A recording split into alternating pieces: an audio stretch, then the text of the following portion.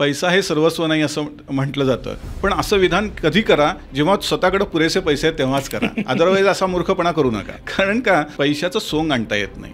Retirement planning म्हणजे काही लोकांच्या डोक्यात असं असतं की हां चला आता 50शी आली म्हणजे आता आपण काहीतरी रिटायरमेंटचा विचार केला पाहिजे आणि त्या दृष्टीने काहीतरी पैशाची जमवाजमव केली पाहिजे. नाही तर हे कमवत्या वयापासूनच ह्याला सुरुवात व्हायला पाहिजे. म्हणजे थोडक्यात क्रिकेट मॅचमध्ये जसं असतं की आधीच्या टीमनी जे काही टार्गेट समोर ठेवलं ते जर समोर असेल तर मला जिंकायचं असेल तर त्याच्यापेक्षा 1 रन तरी जास्त काढला पाहिजे. तर हे टार्गेटच माझ्या डोळ्यासमोर नसेल आणि मी वेग बॅटिंग करायला लागलो तर काय उपयोग आहे. मी मॅच जिंकणार कधी. मी आता इंस्टाग्रामवरती टाकला तेव्हा लोकांचे हेच प्रश्न आले, म्हातारपणी करायच्या ह्याच्यासाठी मी आत्ता माझं काट कसं करू, पोटाला चिमटा काढू, खर्च कमी करू, हे कोणी केलं, विचार केला एवढा? मला काय माहिती उद्या काय होणार आहे. 1 रुपया हा नेहमी शून्यापेक्षा जास्त असतो, पण 1 रुपयानी काहीतरी सुरुवात तरी करायला पाहिजे ना. मग ती नाहीच केली तर काय उपयोग आहे त्याचा. मग ते PF ही एक प्रकारची खरं तर ऑटोमॅटिक SIPच आहे असं मी म्हटलं तर काही चुकीचं आहे का? तर नाही, पण ती कंपल्सरी आहे ना, म्हणून ती होते. आपला पोर्टफोलिओ हा महाराष्ट्रीयन थाळीसारखा असला पाहिजे. पोळी, कोशिंबीर, भात, आमटी सगळे जे पदार्थ असतात, अगदी श्रीखंडपुरीपर्यंत जरी विचार केला तरी कोशिंबिरीचं महत्त्व, चटणीचं महत्त्व त्यात आहेच आहे. त्यामुळे तो परिपूर्ण आहार होतो. तर हेल्थ इन्शुरन्स आणि लाईफ इन्शुरन्सचं रिटायरमेंट प्लॅनिंगमधलं महत्त्व काय? गाडीचं इन्शुरन्स का करतो तर RTO आणि सरकारने कंपल्सरी केलं आहे, त्याशिवाय गाडी रस्त्यावरतीच येत नाही. तसं दुर्दैवाने किंवा काय कारणाने म्हणू की अजून लाईफ इन्शुरन्स आणि हेल्थ इन्शुरन्स कंपल्सरी नाही केलेलं सरकारने. जेव्हा उद्या कंपल्सरी केलं तेव्हा लोक हलतील. पण रिटायरमेंट कॉर्पस जो काही म्हणतो तो जो काही मॅजिकल आकडा आहे, मला 60ला माझ्याकडे एवढे पैसे असले पाहिजेत, तो आकडा किती? कारण का रॅन्डम लोक आता 5 कोटी 10 कोटी 15 कोटी म्हणतात आणि हे आकडे ऐकायला खूप अंगावरती येतात, खूप मोठे वाटतात. पण हा आकडा काढायचा कसा, त्याचा काही फॉर्म्युला असतो का? म्हणजे एखाद्याचा महिन्याला 50,000 रुपये पगार आहे, त्याला अजून रिटायर व्हायला 30 वर्ष आहेत, तेवढं ॲन्युअल एक्सपेन्सेस आहेत, तेवढे इतके पैसे जर जमवायचे असतील तर किती मोठा कॉर्पस आपल्याकडे पाहिजे. तर साधारणपणे असं म्हटलं जातं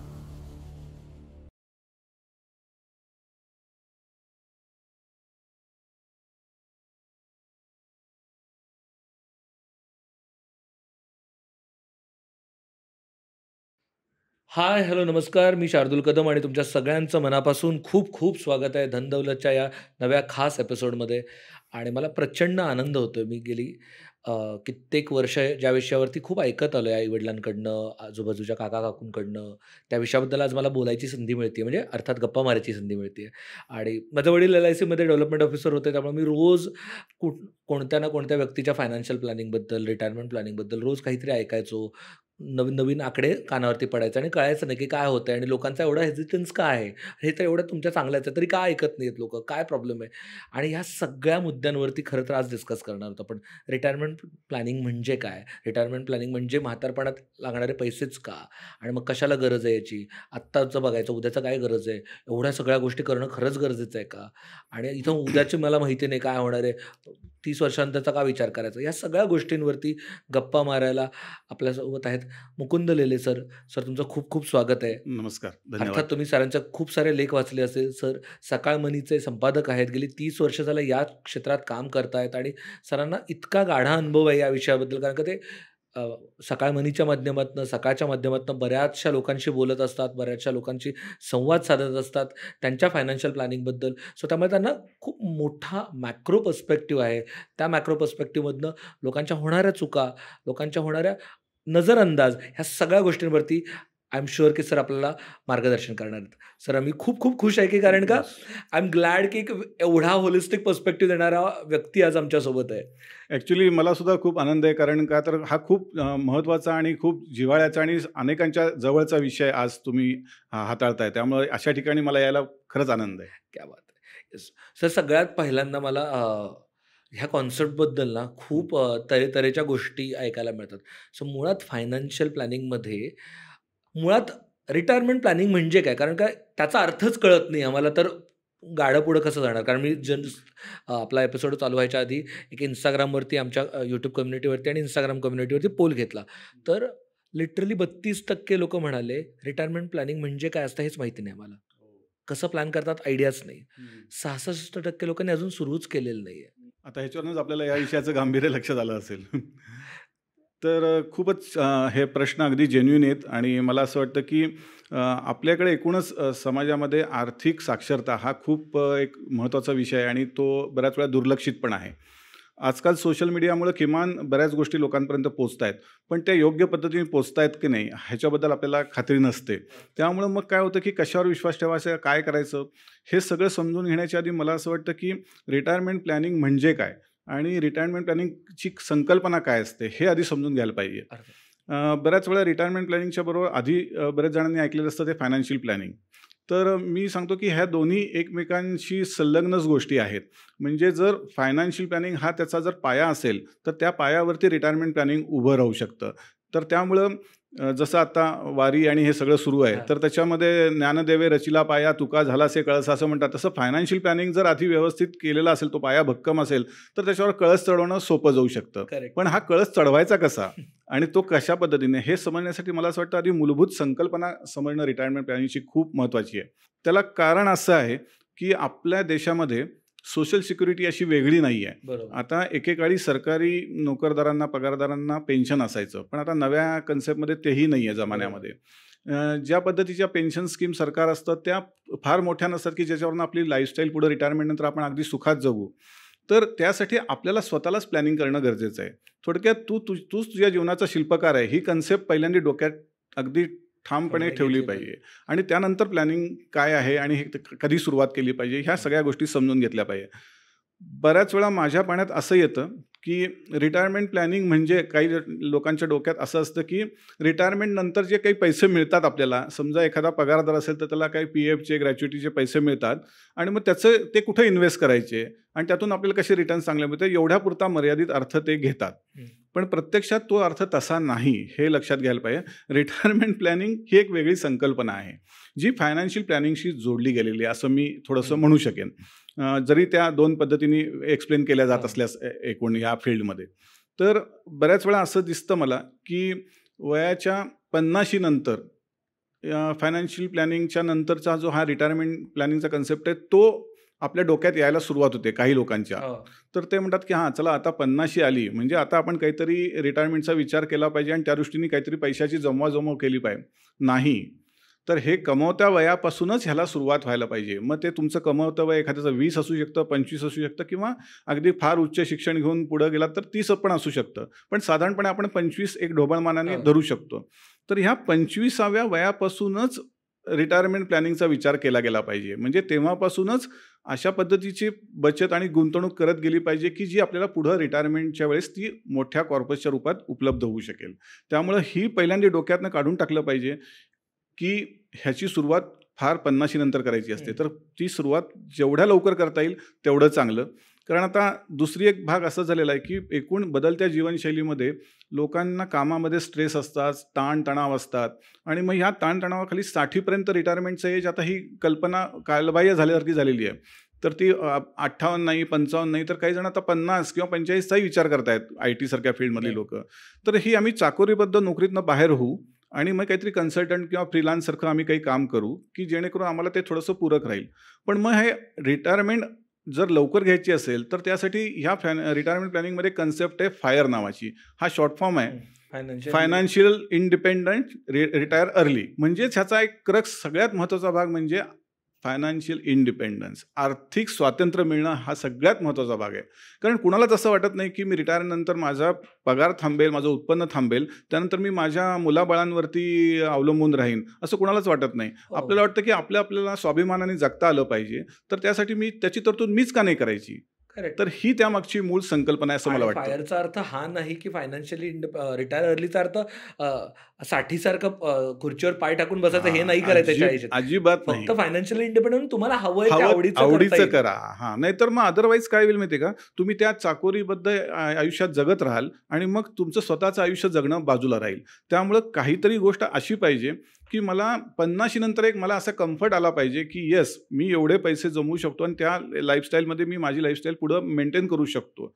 तर हे होण्यासाठी म्हणून ह्या प्लॅनिंगची गरज असते आणि ते जितक्या कमी वयात सुरुवात कराल एखाद्या अनुभवी तज्ज्ञाकडनं मार्गदर्शन घेऊन तेवढं चांगलं. राईट. सो म्हणजे बेसिकली माझ्या रिटायरमेंट नंतर जेव्हा कधी माझा जो फिक्स इन्कम येणं बंद होईल त्याच्यानंतरच्या रेग्युलर इन्कमची किंवा रेग्युलर खर्चाची तरतूद म्हणजे रिटायरमेंट प्लॅन. बरोबर आहे, साधारणपणे असं म्हणता येऊ शकेल ढोबळमानाने. Yes sir. सगळ्यात महत्त्वाचा मुद्दा की किती गाडी म्हटलं की आपल्याला मला अंदाज दिसतो किंवा 10 लाख रुपये लागणार आहेत, 15 लाख रुपये लागणार आहेत. मला गाडी दिसत असते समोर, त्यामुळे त्याचा अंदाज असतो. बरोबर. पण रिटायरमेंट कॉर्पस जो काही म्हणतो, तो जो काही मॅजिकल आकडा आहे, किंवा मला 60ला माझ्याकडे एवढे पैसे असले पाहिजेत. तो आकडा किती? कारण का रँडम लोक आता 5 कोटी, 10 कोटी, 15 कोटी म्हणतात आणि हे आकडे ऐकायला खूप अंगावरती येतात, खूप मोठे वाटतात. पण हा आकडा काढायचा कसा? त्याचा काही फॉर्म्युला असतो का? काय गणिताने काढलं पाहिजे? ते वॉरेन बफेटचं एक कोट अतिशय फेमस आहे, जोपर्यंत तुम्ही असे पुरेसे पैसे कमवत नाही आहेत पुरेसे, तोपर्यंत नंतर मग काय होईल, एके दिवशी पैशाने पैसा वाढवत नाही गेला किंवा पैशाने पैशाचं काम नाही केलं वाढवायचं, तर तुम्हाला मरेपर्यंत काम करावं लागेल. तर मग ते करायचं आहे का तुम्हाला? तर ते करायचं नसेल तर तुम्ही योग्य वेळी जागा व्हायची गरज आहे. आता ह्यातला महत्त्वाचा मुद्दा आहे की भविष्यातलं हे सगळं कॉर्पस किती जमवायचं आहे ह्याच्या आधी मला महत्त्वाचा मुद्दा वाटतो म्हणजे आजचे एक्सपेन्सेस आणि फ्युचरमधले एक्सपेन्सेस हे कळले पाहिजे. नाहीतर काय उत्पन्न काय रिटायरमेंट नंतर आता काय झालंय की तुम्ही 25पासून 35, 45, 55 एखाद्याने अगदी आपण 30 वर्ष नोकरी केली असं समजलं तरी लाईफ एक्सपेक्टन्सी वाढल्यामुळं काय होतंय की रिटायरमेंट नंतर एखाद्याने 55व्या वर्षीच रिटायरमेंट घेतली तर 55 ते 65 ते 75 ते 85 पर्यंत म्हणजे जेवढी वर्ष तू नोकरी केलीस त्याच्यापेक्षा तेवढीच वर्ष तुला पुढं नोकरी विना जगायची आहेत आणि ती वृद्धापकाळातली जगायची आहेत, हे लक्षात वाढत्या वयातली जगायची आहेत हे लक्षात घेतलं पाहिजे. मग त्यावेळी मेडिकल इश्यूज येतील, सगळ्याच गोष्टी येतील आणि तुझं रेग्युलर इन्कम थांबलेला असेल. काही जणांच्या बाबतीत असं पण असेल की 25 वर्ष नोकरी केली पण 35 वर्ष पुढे जगायचं राहणार आहे वय. तर म्हणजे तुला 25व्यापेक्षा ज्या काळात तुझं उत्पन्न चालू होतं त्या काळात तू 25 वर्ष जगला आहेस आणि ज्या काळात तुझं उत्पन्न थांबणार आहे रेग्युलर इन्कम त्यात तुला 30-35 वर्ष काढायची आहेत आणि त्या काळात तर एक्सपेन्सेस वाढलेले असणार आहेत. तर हे इन्फ्लेशनमुळं हे सगळं घेतलं. मेडिकल इन्फ्लेशन हा एक वेगळाच भाग आहे, ते तर 15% वाढतं आहे. तर हे सगळं गृहीत धरून माझे ॲन्युअल एक्सपेन्सेस त्यावेळी किती असतील, जरी मी आत्ताची नॉर्मल लाईफस्टाईल चालू ठेवायची असं जरी ठरवलं तर काय असतील हे आधी कॅल्क्युलेट केलं पाहिजे. मग एक साधारणपणे ॲन्युअल जर एक म्हणजे एखाद्याचा महिन्याला 50,000 रुपये पगार आहे तर म्हणजे वर्षाचा झाला 6-1 लाख रुपये पगार झाला. खर्च असतो. 50,000 मंथली एक्सपेन्सेस, पगार नाही मंथली एक्सपेन्सेस आहेत असं समजू. आणि म्हणजे त्याला गुणिले 12 केलं तर साधारणपणे 6 लाख रुपये त्याचा वर्षाचा खर्च आहे आत्ताचा. तर एक साधारणपणे त्याच्या हातामध्ये हे वय त्याचं आता 30च आहे असं गृहीत धरू. त्याला अजून रिटायर व्हायला 30 वर्ष आहेत. म्हणजे रिटायरमेंट होण्यासाठीची 30 वर्ष आहेत. आत्ता खर्च वर्षाला 6 लाख आहे आणि इन्फ्लेशन आपण अगदी सरकार सांगतं त्या पद्धतीने 6% गृहीत धरू. तर असं कॅल्क्युलेट जर केलं आपण हे केलं तर माझे 30 वर्षानंतर एक्सपेन्सेस किती होतील जे आता 6 लाख आहेत ते. तर एक साधारणपणे अंदाजे कॅल्क्युलेशन केलं तर ते 34 लाखापर्यंत का 35 लाखापर्यंत पोहोचतील. असं जर आकडा निघत येत असेल समोर येत असेल तर तुम्हाला खूपच जागा होण्याची गरज आहे आणि खूपच तातडीनं पावलं उचलायची गरज आहे. कधी जाणं असं कसं शक्य आहे तर त्याचे फॉर्म्युला आहेत. तर आता आपण ह्याच्यामध्ये लिंक पण देऊ शकतो. तर ते मी काही म्हणजे जगावेगळं काही सांगत नाही आहे. ते फॉर्म्युला जर तुम्ही टाकले तर त्याच्यात तुमचा आजचे ॲन्युअल एक्सपेन्सेस इन्फ्लेशन 6% गृहीत धरा, तुम्हाला रिटायर होण्यासाठी किती वर्ष शिल्लक आहेत ते टाका, तो फॉर्म्युल्यातनं ते आकडा समोर येईल. मग तेवढा आकडा जर तेवढं ॲन्युअल एक्सपेन्सेस आहेत तेवढे इतके पैसे जर जमवायचे असतील तर किती मोठा कॉर्पस आपल्याकडे पाहिजे. तर साधारणपणे असं म्हटलं जातं एक थंब रूल म्हणून कॉमन की तुमच्या एस्टिमेटेड जे ॲन्युअल एक्सपेन्सेस आहेत त्याच्या 25 ते 30 पट तुमच्याकडं असले पाहिजेत. तर मग एवढे जमवायसाठी आज काय करायला पाहिजे. मग तो आकडा काही कोटीच्या कोटी उड्डाणं घेणारा तुमच्या डोळ्यासमोर येईल. तुम्हाला कदाचित आज अचंबित करणारा आकडा वाटू शकेल ज्याचा तुम्ही विचारच केलेला नसेल. तर तसा जर आकडा समोर येणार असेल तर किती तातडीनं पावलं उचलायची गरज आहे. 35 लाख धरलं तर त्याच्या 30 पट म्हणजे साधारणतः 10 कोटीच्या आसपास येतो. ज्याचा 50,000 रुपये मंथली एक्सपेन्सेस आहेत त्याचा रिटायरमेंटचा कॉर्पस हा साधारण 10 कोटीच्या आसपास असला पाहिजे.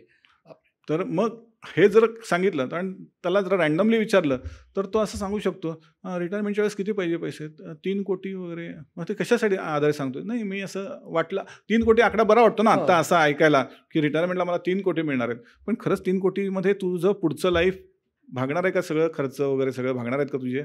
तर भागणार नसतील मग 3च्या ऐवजी किती लागणार आहेत. 6 लागणार आहेत, 9 लागणार आहेत, 12 लागणार आहेत कोटी किती लागणार आहेत. मग हा आकडा जर आपल्या डोळ्यासमोर आज असेल म्हणजे थोडक्यात क्रिकेट मॅचमध्ये जसं असतं की आधीच्या टीमनी जे काही टार्गेट समोर ठेवलं ते जर समोर असेल तर मला जिंकायचं असेल तर त्याच्यापेक्षा 1 रन तरी जास्त काढला पाहिजे. तर हे टार्गेटच माझ्या डोळ्यासमोर नसेल आणि मी वेग बॅटिंग करायला लागलो तर काय उपयोग आहे? मी मॅच जिंकणार कधी? ॲब्सोल्यूट. आणि सर मला हा एक खूप इंटरेस्टिंग मुद्दा वाटतो, की आत्ता आकडा ऐकायला 10 कोटी खूप मोठा वाटतो. करेक्ट. पण हेच जर आपण थोडंसं मी मी माझ्या वडिलांकडे बघून मला असं होतं, की वडिलांना ग्रॅच्युइटीच्या वेळेला एक थोडी अमाउंट मिळेल. तेव्हा असं होतं, की "अरे भारी आहे ना?" पण ते म्हणले, "ऐक ना, तुला आत्ता हे भारी वाटतंय." करेक्ट. मी जेव्हा चालू झाला माझा पी-एफ वगैरे, तेव्हा माझा पगार ₹1200 आणि ₹1300 होता. बरोबर आहे. तेव्हा मी हा आकडा माझ्यासाठी खूप मोठा वाटत होता. पण एक्झॅक्टली. आत्ता हा नॉर्मल वाटतोय. बरोबर आहे. अगदी बरोबर आहे. सो आत्ता आपल्याला जरी 10 कोटी मोठे वाटत असले, तरी ते त्यावेळेला ते नॉर्मल असणार आहे. नॉर्मलच असणार आहे. 8% ची एफडी करतोय. मी ठेवली 1,00,000ची मिळणारे 3 वर्षांत 2.25 किंवा काय 1,30,000. पण त्या 1,30,000चं व्हॅल्यू त्यावेळी 1,00,000 असणार आहे. कारण का तर इन्फ्लेशन आणि रुपयाचं डेप्रिशिएशन ह्या गोष्टी तुम्ही निग्लेक्टच करताय. ते बरोबर. गृहीत धरल्याच पाहिजेत प्लॅनिंगमध्ये तुमच्या. ते जोपर्यंत तुम्ही धरणार नाही तोपर्यंत खऱ्या अर्थाने तुमचं प्लॅनिंग होणार नाही आणि मग रिटायरमेंटच्या वेळी पश्चाताप करण्याची वेळ येणार नाही आणि निवृत्तीचा काळ सुखाचा जे असं जायला पाहिजे म्हणतात, तर तो खरा जायचा असेल तर वेळीच जागा होऊन स्टार्ट अर्ली अँड कंटिन्यू हा मंत्र आहे त्यातला. तो विशेषतः तरुणांनी ज्यांची अजूनही वेळ गेलेली नाही किंवा ज्यांनी आत्ता नुकतंच कमवायला सुरुवात केली किंवा काही जणांनी धंदा सुरू केला असेल, व्यवसाय सुरू केला असेल, फ्रीलान्स, कन्सल्टंट म्हणून काही काम करत असेल, तर त्यांनी आजच पैसे बाजूला ठेवायला सुरुवात केली पाहिजे. तरच रिटायरमेंटनंतर तुमचं आयुष्य सुखाचं खऱ्या अर्थाने जाऊ शकतं. अदरवाईज हे जर आर्थिक स्वातंत्र्य तुम्हाला त्यावेळी नसेल, तर कुणाच्या समोर हात पसरायला लागणं हे लाजिरवाणंच असतं. त्यामुळे तसं कुणावरतीच तशी वेळ येऊ नये असं वाटत असेल तर आज जागे व्हा, हाच संदेश आहे. आणि मुळात सुरुवात करताना काय गोष्टींचा विचार केला पाहिजे? कारण का तिथेच गोंधळ होतो लोकांचा, की हां, म्हणजे आहे ना बेसिक पी-एफ आहे, बेसिक काहीतरी चालू आहे. हां, चालू आहे आणि दुसरी गोष्ट म्हणजे अजून वेळ आहे ना भरपूर. हो. हा एक सगळ्यात मोठा भाग आहे. त्यामुळं त्याच्यासाठी लवकर सुरू का करा ह्याचं कारण असं आहे, की जेव्हा तुम्ही 25शीत असतात, 30शीत असतात, तेव्हा अजून बऱ्याच जणांचं लग्न झालेलं नसतं किंवा नुकतंच झालेलं असतं आणि त्यावेळी जबाबदाऱ्या तुलनेने कमी असतात. बरोबर. तर अशा जबाबदाऱ्या कमी असताना उत्पन्न मात्र आजकाल चांगल्या पगाराच्या नोकऱ्या मिळू शकतात किंवा उत्पन्नही मिळतं व्यवसायातनं. पण त्यावेळी ह्या विषयाचं जर गांभीर्य नसेल, बऱ्याच वेळा असा एक व्हिडिओ मी बघितला होता त्याच्यामध्ये आय विश आय न्यू असे हे होती, की ज्याच्यामध्ये मला ह्या गोष्टी आधी समजल्या असत्या तर मला बरं झालं असतं. बरोबर. मग ते 40-45 नंतर गेला तर तो तुमचा जो मधला 25 ते 35 म्हणा किंवा 40 पर्यंतचा जो गोल्डन पिरियड आहे तो तुम्ही घालवून टाकता. पण सर एवढ्या लवकर मी म्हातारपणाची काय विचार करू? म्हणजे मला मी आता Instagramवरती टाकला तेव्हा लोकांचे हेच प्रश्न आले. म्हातारपणी करायच्या ह्याच्यासाठी मी आत्ता माझं काट कसं करू? पोटाला चिमटा काढू, खर्च कमी करू. हे कोणी केलं विचार केला एवढा? मला काय माहिती उद्या काय होणार आहे? अगदी बरोबर आहे. म्हणजे हा विचार नव्या काळानुसार, नव्या पिढीनुसार अतिशय बरोबर आहे विचार केला जातो तो. परंतु मला असं म्हणायचं की जी आपण योलोची पण ऐकतो नेहमी, की आता एकच लाईफ आहे त्यात जगून घेऊया, मजा करूया. परंतु मी नेहमी असं म्हणतो की जगूया, मजा करूया हे तर केलंच पाहिजे. पण हे करताना उद्याचाही थोडासा विचार केला पाहिजे. कुठंतरी बॅक ऑफ द माइंड तुमच्या तेही पाहिजे. कारण काय, कशाला उद्याची बात असं म्हणणं सोपं आहे. परंतु जेव्हा उद्या उजाडतो तेव्हाचं जे प्रश्नचिन्ह असतं मोठं समोर, त्याचं काय? तर त्यावेळी कोणी मदतीला नसतं. त्यावेळी आपणच आपल्या मदतीला आलं पाहिजे. आणि शेवटी जसं वॉरेन बफेटचं एक कोट आहे की पैसा हे सर्वस्व नाही असं म्हटलं जातं आणि असं लोक उघडपणे म्हणतात. पण असं विधान कधी करा जेव्हा स्वतःकडे पुरेसे पैसे आहेत तेव्हाच करा. अदरवाईज असा मूर्खपणा करू नका. करेक्ट. कारण का तर पैशाचं सोंग आणता येत नाही, ही त्याच्या एक बेसलाईन आहे. त्यामुळे बाकी कितीही गोष्टी बोलल्यात तर आपण अनेक व्यवहारामध्ये बघतो की गेलं की आपल्याला कुठं हॉस्पिटलायझेशन असू दे, कुठेही बाहेर जाऊ दे आपण काही खरेदीला, पैसा हा महत्त्वाचा भाग असतोच असतो, तुम्ही किती नाही म्हटलं तरी. त्यामुळं जेवढ्या लवकर सुरुवात कराल, जेव्हा जबाबदाऱ्या कमी आहेत, म्हणून लोकांचा जो प्रश्न आहे की एवढ्या लवकर काय गरज आहे, तर एवढ्या लवकर काय गरज आहे त्याचं कारणच हे आहे, तर त्याला जोड आहे महत्त्वाची, म्हणजे पॉवर ऑफ कंपाऊंडिंगची. म्हणजे चक्रवाढीची जी जादू आहे, जे आपण शाळा कॉलेजमध्ये ऐकलेलं वाचलेलं असतं फक्त, ते परीक्षेपुरतंच ठेवतो आणि आपण पुढं ते कधीच आपल्या आयुष्यात राबवत नाही. पण ते ॲक्च्युली पॉवर ऑफ कंपाऊंडिंग हे जगातलं 8वं आश्चर्य आहे आणि त्याचा इफेक्ट कधी दिसणार आहे तुम्हाला, जर तुम्ही ती एखादी गोष्ट लवकर सुरू केलीत तर. म्हणजे आता म्युच्युअल फंड असेल किंवा कुठली गोष्ट असेल तर 25 ते 35, 35 ते 40, 40 ते 45 ह्या टप्प्याटप्प्याने जेव्हा त्याच्यात वाढ होत जाईल, एखाद्याने SIP केली असेल किंवा गुंतवणूक कायम ठेवली असेल, तर तिथं तो पॉवर ऑफ कंपाऊंडिंगचा इफेक्ट मिळणार आहे. पण तो मिळण्यासाठी तुम्ही आधी सुरुवात तरी केली पाहिजे. तो पिरियडच तुमच्या हातात कमी असेल तर तो कॉर्पस रिटायरमेंटचा मोठा जमणार कसा? का तुम्ही फक्त PF आणि ग्रॅच्युइटीवरती जगाल, तर तेवढ्यावर जगणं शक्य होणार नाही. कारण इन्फ्लेशन हे हळूहळू एक स्लो पॉयझनिंग सारखं तुम्हाला खात असतं. तर हे तुम्ही गृहीतच धरत नाही. आजच्या उत्पन्नात माझं भागतंय ना, चाललंय उत्तम, पण 20 वर्षानंतर, 25 वर्षानंतर, 30 वर्षानंतर ते भागणार आहे का? त्यावेळेचे मेडिकल एक्सपेन्सेस काय असणार आहे? त्यावेळी दूध किती लिटरला असेल? पेट्रोल केवढ्याला मिळत असेल? हे सगळ्याचा विचार तुम्ही केला आहे का? नाही केलेला. तर अगदी सरकार म्हणतं त्या पद्धतीने आपण अगदी 6% जरी इन्फ्लेशनचा रेट धरला तर हा गृहीत धरून तुम्ही कॅल्क्युलेशन करायला पाहिजे आणि त्यासाठी लवकर केलं पाहिजे, हे त्याच्यावरचं उत्तर आहे.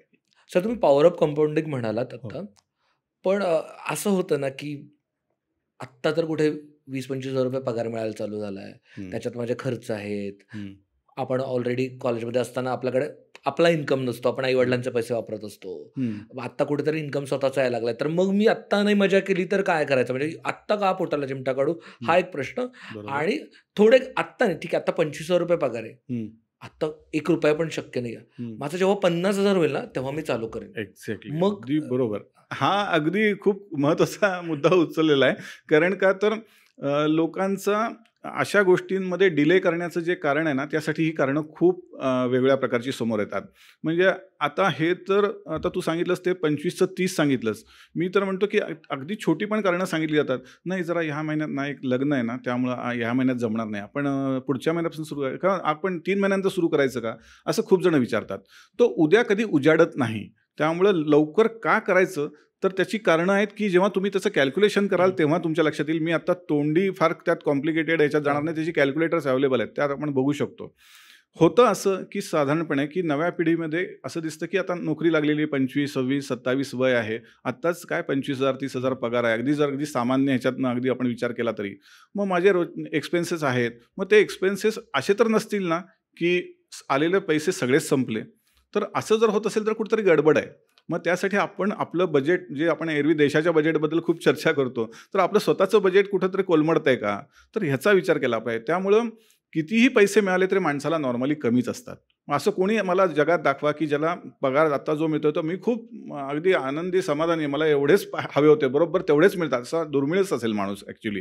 त्यामुळे मला आत्ता मिळणाऱ्या उत्पन्नापेक्षा आपल्याला जास्तच मिळालं पाहिजे असं प्रत्येकालाच वाटतं. पण मग ते जास्तच मिळत असताना खर्च कसे आहेत तुमचे, ते त्याचाही विचार केला पाहिजे. आजकालच्या पिढीला असं होतं की जाणवतं की हां, मग आता मजा करू ना, आता वय मजा करण्याचं आहे, मग मी लगेच मोबाईल बदलतो, गॅजेट बदलतो, मग गाडी बदलतो, हे सगळं फटाफट सुरू होतं. पण ते करताना त्यावेळी जर मी त्याला सांगितलं की हे आता असं काहीतरी पेन्शन प्लॅन किंवा असं काहीतरी NPS वगैरे असं काहीतरी करायला पाहिजे, PPF, म्हणतो आता कुठं सांगताय, आता तर मजा करण्याचं वय आहे. मग ते मजा करण्याचं वयची जी फटके आहेत किंवा त्याचा जो परिणाम आहे तो भविष्यात दिसणार आहे, ह्याचं भान मात्र नक्कीच ठेवलं पाहिजे. आणि ते ठेवण्यासाठी मी एक साधं उदाहरण जे आता आजकाल पॉप्युलर असल्यामुळे मी देतो, म्हणजे ते म्हणजे म्युच्युअल फंडाचं. म्युच्युअल फंडामध्ये लोक SIP करतात. बरेच जण असं करतात की मित्रांनी सांगितलंय म्हणून काहीतरी 2,000ची SIP केली, 3,000ची, पण त्याच्यामागे लॉजिक काय, काही नाही. काही त्याच्यामागे काही टार्गेट, तुमचं उद्दिष्ट काही आहे, फायनान्शियल गोल आहे, नाही. तर त्यांनी सांगितलं म्हणून केलं. कुठल्या स्कीममध्ये केलं माहीत नाही. एक काहीतरी कंपनीचं नाव सांगतात. मी म्हटलं हे झालं म्युच्युअल फंड कंपनीचं नाव, कोणत्या स्कीममध्ये केलं आहे, त्या स्कीममध्ये का केलं आहे माहीत नाही, किती काळासाठी केलं आहे काय माहीत नाही, त्याचा उद्देश काय माहिती नाही. तर मग असं करताना नीट जर विचारपूर्वक आपण हे विचार केला की माझं वय किती आहे, माझं उत्पन्न किती आहे, माझ्यावरच्या जबाबदाऱ्या किती, माझा खर्च किती, ह्याच्या तुलनेमध्ये माझं टार्गेट काय आहे. जर मी फायनान्शियल गोलच निश्चित नाही केली, मला घर घ्यायचं आहे, गाडी घ्यायचं आहे, जे काय असेल, किंवा मुलाबाळांचं शिक्षण असेल, समजा लग्न झालेल्या माणसाचं असेल, तर पुढं लग्न असेल, शिक्षण असेल, ह्या गोष्टींच्या बरोबर मी माझ्या रिटायरमेंटचा पण विचार केला आहे की नाही. म्हणजे त्यामुळे ह्याच्यामध्ये असं बोललं जातं की शॉर्ट टर्मची काही गोल असतात आयुष्यात माणसाच्या, लॉंग टर्मची असतात. तर या दोन्ही दृष्टीने विचार केला आहे का नाही, आणि तो वेळीच केला आहे का नाही. पुन्हा वेळीच हे म्हणण्यासाठी आत्ता जे उदाहरण दिलं की आत्ताच तर सुरुवात झाली, तर काय करू मी. तर मग एखाद्या माणसाने 25शीत एखाद्या अमाऊंटची SIP केली, तीच त्यांनी 35मध्ये सुरू केली, आणि अजून उशिरा जाग आली म्हणून 45 मध्ये सुरू केली, की ज्याला आम्ही कॉस्ट ऑफ डिले म्हणतो. म्हणजे ही विलंब किंवा उशिरा सुरू केल्याची आपल्याला किंमत मोजावी लागते आयुष्यामध्ये, म्हणून लवकर सुरू करण्याला महत्त्व आहे. तर ते काय आहे, तर आत्ता मी जे उदाहरण सांगितलं म्युच्युअल फंडातल्या SIPचं, समजा दर महिन्याला मी 15,000 रुपयाची SIP किंवा इन्व्हेस्टमेंट करायची ठरवली, आणि माझं आत्ता सुरुवात करण्याचं वय 25 आहे, आणि दुसऱ्याचं 35 आहे, आणि तिसऱ्या व्यक्तीचं 45 आहे. आणि साधारणपणे असं म्हटलं जातं की इक्विटी मार्केटमध्ये म्हणजे शेअर मार्केटमध्ये जर तुम्ही अशी लॉंग टर्म इन्व्हेस्टमेंट करत असाल, कारण आपल्याकडं पिरियड मोठा आहे, वयाच्या 60पर्यंत आपल्याला ते पैसे जमवायचे रिटायरमेंटच्या दृष्टीने. तर जेव्हा असे लॉंग टर्मचा विचार केला जातो तेव्हा साधारणपणे ॲव्हरेज रिटर्न हे 15-16% आसपास कमीत कमी सांगितले जातात, जे इतिहासात त्याचं आपल्याला चित्र दिसतं म्हणून सांगितले जातात. तर आपण तोच आकडा जरी गृहीत धरला तर आपण 15% गृहीत धरू. तर 15% गृहीत धरला तर 25 वय असलेल्या माणसाने दर महिन्याला जर 15,000 गुंतवले आणि वयाच्या 60पर्यंत त्याचं रिटायरमेंटचं एज आहे असं गृहीत धरलं तर त्यावेळी साधारणपणे एक्सपेक्टेड जी अमाऊंट आहे ती साधारणपणे 17.12 कोटी तयार होते. 17 कोटी 12 लाख. तर हा आकडा कसा वाटतो? आता सुरुवात करताना मात्र तुम्ही 15,000 करताय, पण ती दर महिन्याला आहे आणि इतकी वर्ष आहे आणि तुमचं वय आहे 25. आता मी दुसरं उदाहरण देतो 35चं, कारण जाग उशिरा आली, 25 ते 35 गोल्डन पिरियड निघून गेला, 35शीत कळलं की करायला पाहिजे, कारण त्यावेळी काहीतरी लग्न झालेलं असतं, मूल झालेलं असतं काहीतरी, आणि मग आता काहीतरी करायला पाहिजे. आणि मग बरेच जण कोणी कलिग सांगतात, मित्र सांगतात, नातेवाईक सांगतात, म्हणून सुरुवात होते. मग त्यावेळी मी 15,000 सुरुवात केली आणि पुन्हा 15% रिटर्न गृहीत धरलेत. आणि वयाच्या 60ला काय होईल त्या व्यक्तीच्या बाबतीमध्ये, कारण 10 वर्षामधली निघून गेली, तर त्या व्यक्तीच्या बाबतीमध्ये एवढा मोठा फरक पडेल की 4 कोटी 13 लाख. बापरे, 1/4 17 कोटीचे 4 कोटी एवढं प्रमाण खाली येईल. आता तिसरं उदाहरण घेऊ आपण की काय होईल त्याचं. तर त्याचं वय आहे 45, तोही 15,000 गुंतवतोय. आणखी उशिरा जाग आली की अरे बऱ्याच जणांचं ऐकून आता असं काहीतरी असतं का, मग करूया आपण काहीतरी, अशी सुरुवात केली. पण मग 45 ते 60 किती आहे पिरियड, 15 वर्ष राहिला. मग पुन्हा रिटर्न आपण 15% गृहीत धरू, सेमच स्कीममध्ये इन्व्हेस्ट केलं, सगळं सेम चालू आहे असं समजू. आणि 60ला काय होईल तर 92,45,000. 1 कोटी पण नाही. 1 कोटी पण नाहीत. आता मला असं वाटतं की मगाशी जे काही इन्स्टापासून बऱ्याच ठिकाणी प्रश्न आलेले आहेत की एवढ्या लवकर का सुरू करायचं, त्याचं उत्तर मला वाटतं ह्याच्यातनं मिळू शकेल. 17 कोटी, 4 कोटी आणि 92 लाख. 1 कोटी समजू आपण. 1 कोटी समजू. लिटरली म्हणजे लिटरली 1/4 मिळत जात आहे. हां, तर मग आपण कधी सुरू करायचं हे आपण ठरवलं पाहिजे ह्याच्यावरनं. मग त्यासाठी कुठल्या बाहेर भविष्य त्याची गरज नाही आहे. आणि हे म्युच्युअल फंडाचे कॅल्क्युलेटर किंवा रिटायरमेंटसाठी आपल्याला कॉर्पस किती लागू शकतो याचे कॅल्क्युलेटर ऑलरेडी सहजपणे उपलब्ध आहेत. आपण ॲब्सोल्युटली कॉमेंटमध्ये पण एक सगळ्यात जो चांगला रिलायबल कॅल्क्युलेटर असेल तो आपण लिंक देऊ, म्हणजे लोकांना अंदाज येईल. प्रत्येकाने आपापलं इन्कमनुसार कितीची मला SIP करणं शक्य आहे ते टाकावं, माझा खर्च किती हे गृहीत धरून ते ठरवावी रक्कम आणि कॉर्पस बघावा की किती जमतो. मग तो आकडाच बघितल्यानंतर मला असं वाटतं की कोणी थांबणार नाही. करेक्ट करेलच ते. सर, आता आपण तुम्ही काय म्हणतात लाईक चटक दिली लोकांना, एक अंदाज दिलात की बाबा टेस्ट ऑफ टाइम दिलं, खरं तर म्हणजे डिलेची कॉस्ट काय सांगितलं. आता मला कळलंय, आता मला चालू करायचंय. पहिली स्टेप काय, मला रिटायरमेंट प्लॅनिंग मधली माझी पहिली स्टेप काय. आपण असं अजून हेच उदाहरण घेऊया की एक व्यक्ती आहे, सोनाली म्हणून मुलगी आहे, ती 25व्या वर्षी विचार करते, जिचं आता जस्ट करिअर चालू झालंय. एक सोहन नावाचा माणूस आहे, ज्याचं जस्ट लग्न झालंय, तो 35 वर्षाचा आहे. आणि सई नावाची व्यक्ती आहे, जिचं 45, आणि आता तिला लक्षात आलं की आत्ता आपण चालू केलं पाहिजे. तर मग काय असू शकतं तिघांची पहिली स्टेप? येस, हा पण एक खूप महत्त्वाचा मुद्दा आहे. कारण का तर बऱ्याच जणांना लक्षात येत नाही म्हणजे सुरुवात करायची म्हणजे काय करायचं. मग बऱ्याच वेळा असं दिसतं मला की सुरुवात करायची म्हणजे एक नॉर्मली सॅलरीचं अकाउंट जसं उघडलं तसं एक सेव्हिंग अकाउंट बँकेत नॉर्मली असतंच किंवा उघडलं जातं. आणि मग त्या पाठोपाठ कोणीतरी सांगितलं असेल म्हणून एक PPFचं अकाउंट उघडलं जातं. पण PPFचं अकाउंटचं महत्त्व जर वेळीच समजलं तर त्याचे फायदे काय होतात किंवा तिथं पॉवर ऑफ कंपाऊंडिंगचा इफेक्ट कसा मिळतो हे एक मोठे विलक्षण गोष्ट आहे. जो त्याचा अनुभव घेतो त्याला हे समजतं आणि ज्यांनी घेतलेलं आहे त्यांना तर नक्कीच समजतं. त्यामुळं मग समजा त्या वयामध्ये मग माझं त्यामुळं म्हणणं असं आहे की सेव्हिंग अकाउंटच्या बरोबरीने PPFचं अकाउंटही उघडलं गेलंच पाहिजे. त्याचं अजून तरी एक मोठं कारण असं आहे की त्यातनं मिळणारं व्याज अजून तरी टॅक्स फ्री आहे आणि त्याला मोठं सरकारचं बळ आहे या स्कीमला. आत्ता साधारणपणे करंट चाललेला व्याजदर 60% आसपास आहे. तर तो क्वार्टरली बेसिसवरती त्याचा रिव्ह्यू घेतला जातो. पण साधारणपणे 7.1 वगैरे असू शकेल. पण 7 जरी म्हटलं आपण तरी तो टॅक्स फ्री हे लक्षात घेतलं पाहिजे. आणि आजकाल बऱ्याच जणांची उत्पन्न ही 30% ब्रॅकेटपेक्षा जास्त गेलेली असतात. तर त्यांना ठीक आहे, त्याच्यामध्ये एक विशिष्ट गुंतवणुकीला मर्यादा आहे, किती एका आर्थिक वर्षात करू शकतो. पण तेवढं तरी आपण करतो का, ज्यांचं उत्पन्न जास्त आहे ते, आणि ज्यांचं कमी आहे ते काय करतात. म्हणजे ऍक्च्युली ते 7% नाही, 30%चा ब्रॅकेट असेल कसं तर त्या माणसाला साधारणतः ते 9-9.5% 9.5 ते पडल्यासारखं आहे. पडल्यावर कळतात. हे जे आजच्या काळामध्ये चांगले समजले हो. जातात, जे फिक्स इन्कम कॅटेगरीमध्ये आपण जे म्हणतो ते. तर मग असं जर आपण लवकर उघडलं, स्कीम 15 वर्षाची आहे. आता मी त्या स्कीमच्या डिटेल्समध्ये जात नाही. पुन्हा ती 5-5 वर्षांनी वाढवता येते वगैरे, हा भाग जरी वेगळा असला, तरी जर आपण त्याच्यात मग त्यात काय आहे, मिनिमम ₹500 सुद्धा एका आर्थिक वर्षात भरता येतात, मॅक्झिमम 1.5 लाख सुद्धा भरता येतात. पण मग त्यात आपण भरायचे किती? हं. मग पुन्हा तोच प्रश्न आहे, की माझं उत्पन्न किती, माझा खर्च किती, मी सेव्ह किती करतोय, माझ्यावरच्या जबाबदाऱ्या काय, त्यातून काय किती पैसे सेव्ह होतात, ह्यातला किती टक्के भाग मी PPFसाठी देतोय. तर हे ठरवून त्यात गेलं पाहिजे. अदरवाईज काय होईल, ₹500 भरून ती मिनिमम रिक्वायरमेंट आपल्याला पूर्ण करायची नाही आहे. आपल्याला रिटायरमेंटपर्यंत सुद्धा PPFचं खातं चालू न्यायचं आहे आणि त्यात एक मोठा कॉर्पस जमवायचा आहे. तर ह्या दृष्टीने सेव्हिंग अकाउंटच्या बरोबर एक PPFचं अकाउंट उघडलं गेलंच ही पाहिजे. पहिली स्टेप आहे. प्रत्येक व्यक्तीचं असलंच पाहिजे. येस. आणि त्याच्याबद्दल काही जणांचं मत वेगळं असू शकतं, जे अगदी स्टॉक मार्केट, म्युच्युअल फंडमध्ये गुंतवणूक करणारी लोक असतात. ते म्हणतात PPFची काय गरज आहे, त्यापेक्षा जास्त रिटर्न्स इकडे मिळतात मार्केटमध्ये. पण मी नेहमी सांगतो, की आपला पोर्टफोलिओ हा महाराष्ट्रीयन थाळीसारखा असला पाहिजे. प्रत्येक गोष्टीचं महत्त्व जसं जेवणाच्या थाळीत असतं, पोळी, कोशिंबीर, भात, आमटी, सगळे जे पदार्थ असतात, अगदी श्रीखंड पुरीपर्यंत जरी विचार केला, तरी कोशिंबिरीचं महत्त्व, चटणीचं महत्त्व त्यात आहेच आहे. त्यामुळे तो परिपूर्ण आहार होतो. तसंच तो आपला आहार जसा परिपूर्ण असायला पाहिजे, तसंच आपला पोर्टफोलिओसुद्धा परिपूर्ण असला पाहिजे, ही त्यामागची भावना आहे. त्यामुळं प्रत्येकाची रिस्क घेण्याची कॅपॅसिटी वेगवेगळी असू शकते. त्यामुळे काही जण म्हणतात, नको ते आम्हाला स्टॉक मार्केट, म्युच्युअल फंड फार रिस्की वाटतं.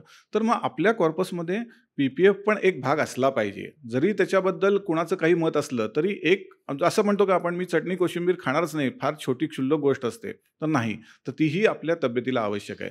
तर नुसतं श्रीखंड पुरी खाईन म्हटलं तर चालेल का, तर नाही चालणार. त्यामुळं आपल्या पोर्टफोलिओमध्ये सगळे गोष्टी असायला हव्यात. त्यापैकी एक PPF पण एक भाग आहे आणि त्याला सरकारचं एक स्वतंत्रपणे पाठबळ असल्यामुळं स्वतंत्र त्यासाठी ॲक्ट आहे.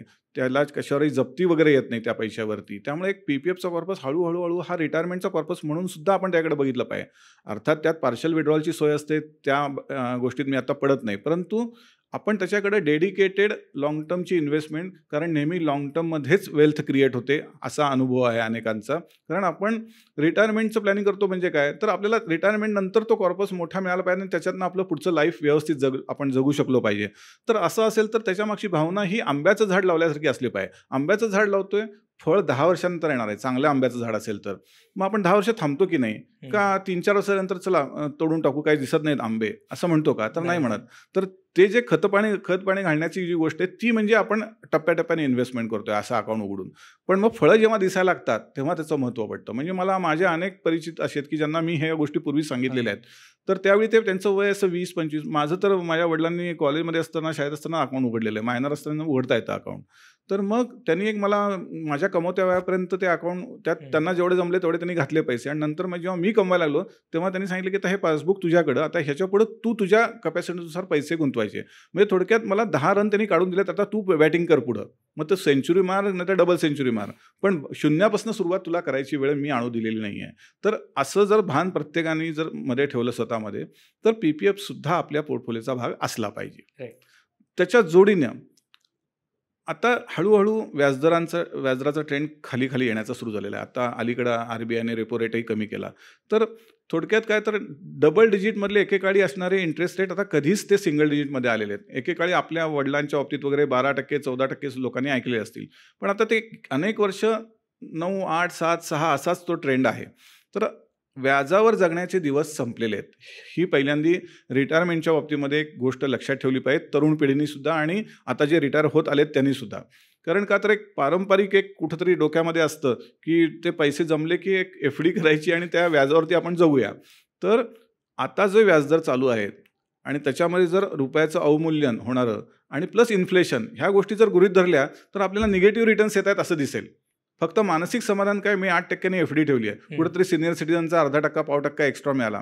परंतु त्याच्यामध्ये जर इन्फ्लेशन, आता आपण एक उदाहरण म्हणून एक जनरल घेऊ शकतो, मला 8% इंटरेस्ट रेटवाली काहीतरी FD मिळालेली आहे, मी त्यात पैसे गुंतवलेले आहेत.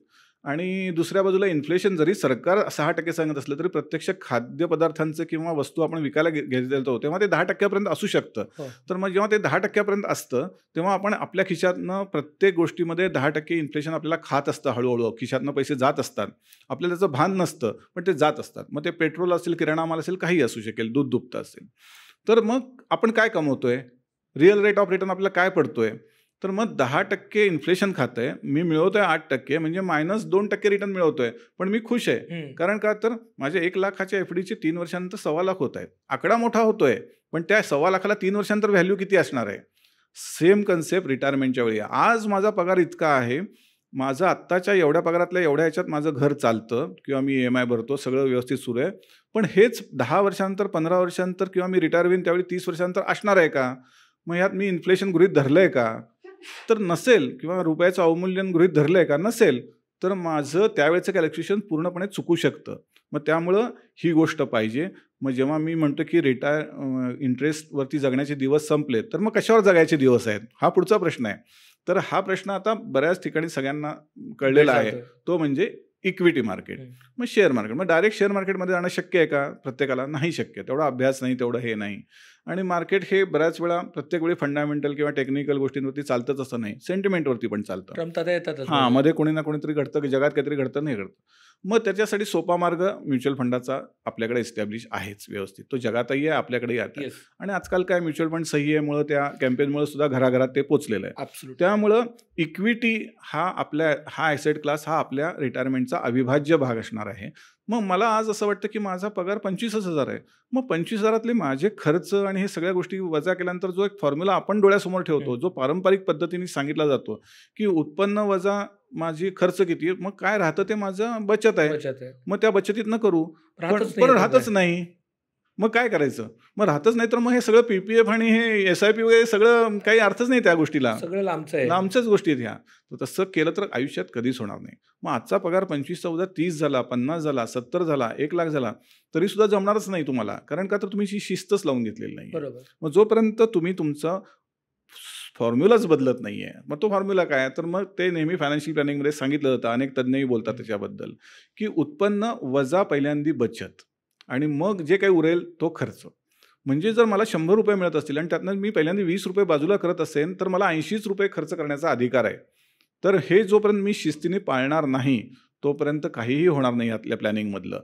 मग जर माझा 100 वजा 110 होत असेल, तर मग काय -10 आहे. म्हणजे मग उधारीवरती पैसे घ्यायची वेळ येते महिना अखेरीला.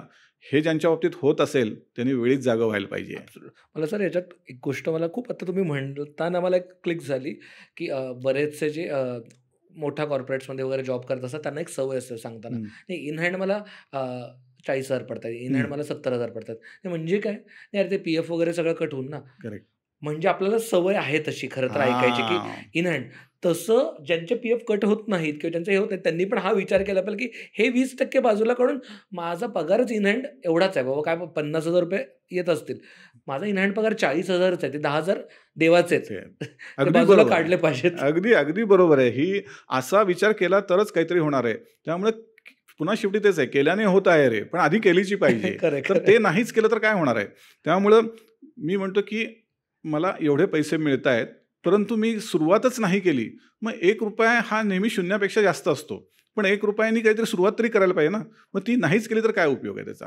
तू तसं म्हणालास तसं मला पगारातनं, सॅलरीतनं PF कट होण्याची सवय असते, बरोबर आहे. मग ते PF ही एक प्रकारची खरं तर ऑटोमॅटिक SIPच आहे असं मी म्हटलं तर काही चुकीचं आहे का? तर नाही, पण ती कंपल्सरी आहे ना, म्हणून ती होते.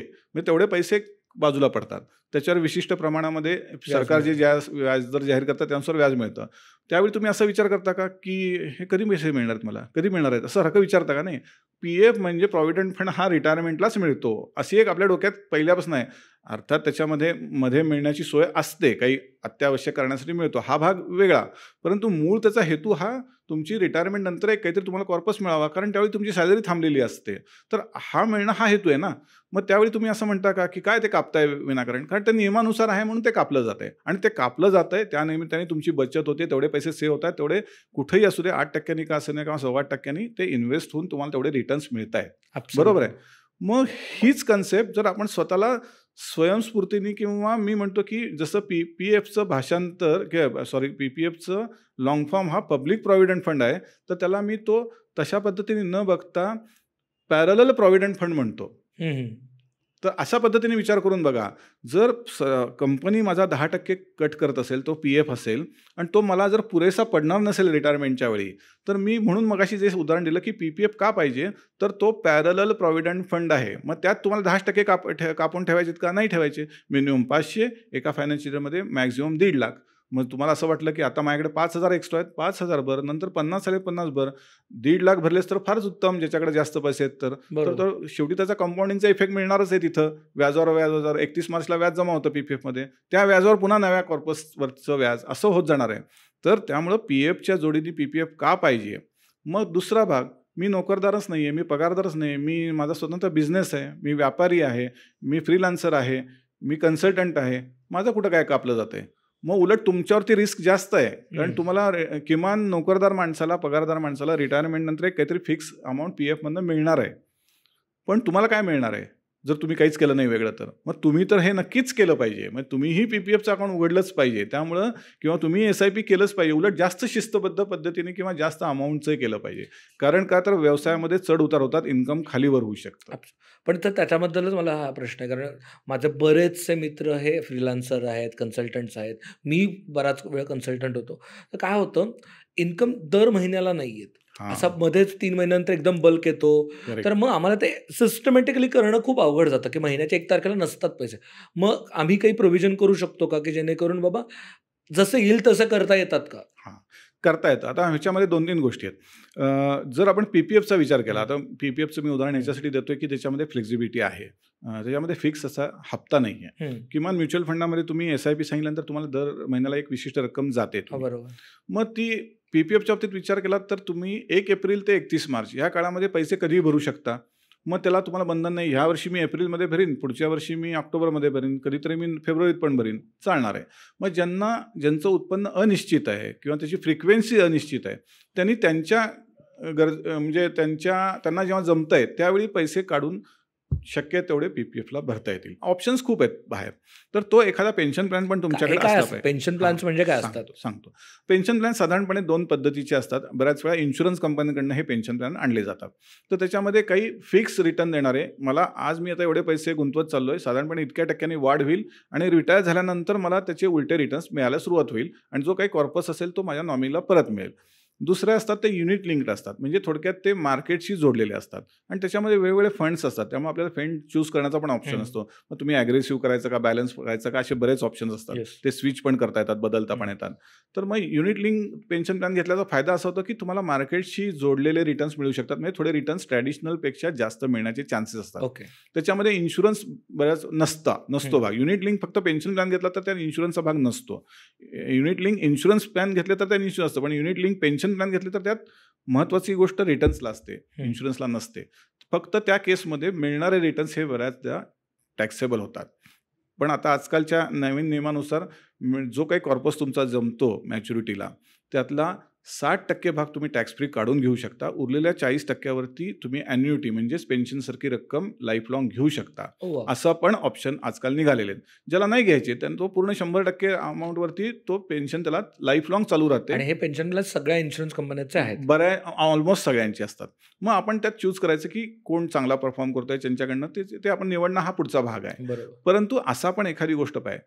पण पुन्हा हीच एक गोष्ट मी पुन्हा इथं सांगतो, जेव्हा एखादा वयाच्या 30ला मुलगा पेन्शन प्लॅन जेव्हा घेतोय आणि त्याला ही पेन्शन प्लॅन आहे, त्याच्या नावातच पेन्शन शब्द आहे, हे जर लक्षात आलं असेल आणि दर महिन्याला त्याचा एक विशिष्ट हप्ता भरायचा असेल, आपल्याला झेपेल तेवढा हप्ता घ्यावा. समोरचा काही सांगतोय पेक्षा मला जेवढं जमणं शक्य आहे त्यातला थाळीतला हा पोर्शन माझा ह्या पेन्शन प्लॅनसाठी आहे, तर तेवढे पैसे माझे कसे जमतील.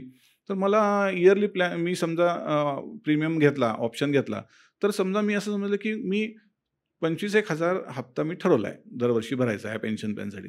मग ते कसे जमतील, एकदम 25 कुठून आणू, असं जे एखाद्या विशिष्ट महिन्यात वाटतं माणसाला. तर त्यासाठी ज्या महिन्यात तुम्ही असा पेन्शन प्लॅन किंवा इन्शुरन्स प्लॅन घेत असाल तर त्याला डिवायडेड बाय 12 करा आणि त्याच महिन्यामध्ये एक RD लावून टाका त्या सेव्हिंग अकाउंटमध्येच. ते पैसे ऑटोमॅटिक तिथे जमतील. त्या RDवरचंही थोडंसं व्याज मिळेल आणि तुम्ही इयरली हप्ता भरल्याबद्दल तिकडे डिस्काउंटही मिळेल थोडासा आणि एकदम त्या महिन्यात ताण येणार नाही तुमच्या इन्कमवरती. हे अगदी हे स्वतः मी राबवलेलं असल्यामुळे मला माहिती आहे की मला कधीच ॲन्युअल प्रीमियमचं कुठलंच टेन्शन येत नाही. मग ते टर्म इन्शुरन्स असू दे, हेल्थ इन्शुरन्स असू दे किंवा असं युनिट लिंक एखादा पेन्शन प्लॅन असू दे. तर ही गोष्ट तुम्ही करू शकता. त्यामुळे ही गोष्ट केलीच पाहिजे. आणि मग एकदा केल्यानंतर त्याच्यात सातत्य पाहिजे. ते मी 30 वर्षाला केलंय, वयाच्या 60 किंवा 55 पर्यंत जर मी करत असेल तर मग 5-7 वर्षातच असं म्हणायचं नाही की एक काहीतरी मला त्या ट्रिपला जायचं आहे किंवा काहीतरी आहे, गाडी घ्यायची, बाईक घ्यायची आहे, तर ते पेन्शन प्लॅनमधनं बाहेर पडता येईल का, हा प्रश्न नाही विचारायचा. तर मग अदरवाईज मग काय, आपण इथून ठरवलंय पुण्यावरनं दिल्लीला जायचंय, तर मग मध्ये भोपाळ आल्यानंतर मध्येच नाही विचारायचं उतरू का गाडीतनं, तर मग दिल्ली नाही गाठता येणार. आपल्याला जर दिल्ली गाठायची असेल तर मग आपल्याला त्या गाडीत बसलंच पाहिजे आणि पुढे गेलंच पाहिजे. सेम पेन्शन प्लॅनच्या बाबतीत आहे. तर तुम्ही थांबला तर त्याची फळं तुम्हाला रिटायरमेंटला मिळतील. अदरवाईज तुम्ही मध्येच थांबवलं तर मग गेला तुमचा मूळ फायनान्शियल प्लॅनिंगच्या उद्देशाला, रिटायरमेंट प्लॅनिंगच्या उद्देशालाच तुम्ही मोठा धक्का देताय. त्यामुळे असं करू नये. आणि अजून एक सरकारने आणलेली स्कीम आहे ती म्हणजे NPS, नॅशनल पेन्शन सिस्टीम. तर ती सरकारने ह्याचसाठी आणली की आपल्या देशामध्ये सोशल सिक्युरिटी, सामाजिक सुरक्षा नाही आहे. तर मग लोक करत नाही. मग करत नसतील तर काय केलं पाहिजे. आपल्याकडे कसं आहे नॉर्मली, काही एखादं गाजर दाखवलं तर माणूस एक गोष्ट करतो. मी तुम्हाला म्हणाला एकावर एक काहीतरी फ्री आहे म्हटलं तर तुम्ही बघता, किंवा याच्यावर एक फ्री आहे असं म्हटल्यानंतर बघता, किंवा डिस्काउंट आहे म्हटल्यानंतर बघता, काहीतरी सवलत आहे म्हटल्यानंतर एखादी गोष्टीकडे आकर्षित होता. सेम NPSच्या बाबतीत झालेलं आहे. NPS ही खूप छान स्कीम आहे. म्युच्युअल फंडासारखे त्याच्यात रिटर्न्स येऊ शकतात. तुम्ही किती कुठला ऑप्शन निवडता त्यानुसार. काही पैसे इक्विटी मार्केटमध्ये जातात, काही डेटमध्ये जातात, काही गव्हर्नमेंट सिक्युरिटीजमध्ये जातात. त्याच्यात ऑटोचे पण ऑप्शन आहेत किंवा आपल्याला चूज करण्याचे पण काही प्रमाणात ऑप्शन्स आहेत. पण तिथं तेच आहे, त्याला एक ॲडिशनल टॅक्स बेनिफिट सरकारने दिला म्हणून लोकांनी, बऱ्याच जणांनी NPSची अकाउंट उघडली की जे नॉर्मल, जो पूर्वीचा ATC होता ज्याच्यामध्ये 1.5 लाखापर्यंतच आपला टॅक्स वाचतो, त्याच्या पुढे जायची अनेकांची इच्छा असायची पण मर्यादाच संपलेली असायची. मग ह्याला एक ॲडिशनल 50,000चा टॅक्सचा बेनिफिट दिल्यामुळं लोक किमान 50,000 तरी त्या NPSमध्ये सेव्ह करायला लागली. अर्थात सगळेच करत नाहीत, खूपच कमी यांच्यामध्ये अवेअरनेस कमीच एकूण असल्यामुळे या विषयाबद्दल, पण जे त्याचा फायदा घेतात ते घेत आहेत. आणि NPSचं पण SIP करतात का? माझा NPS हा म्युच्युअल फंडासारखाच एक प्रकार असल्यामुळं की त्याच्यामध्ये सुद्धा तुम्ही म्हणा ठरवलं की मला मोड मंथली ठेवायचं, मंथली जाईल, म्हणजे मार्केटमधल्या चढ उतारचा फायदा तिथेही मिळेल, ॲव्हरेजिंग होईल.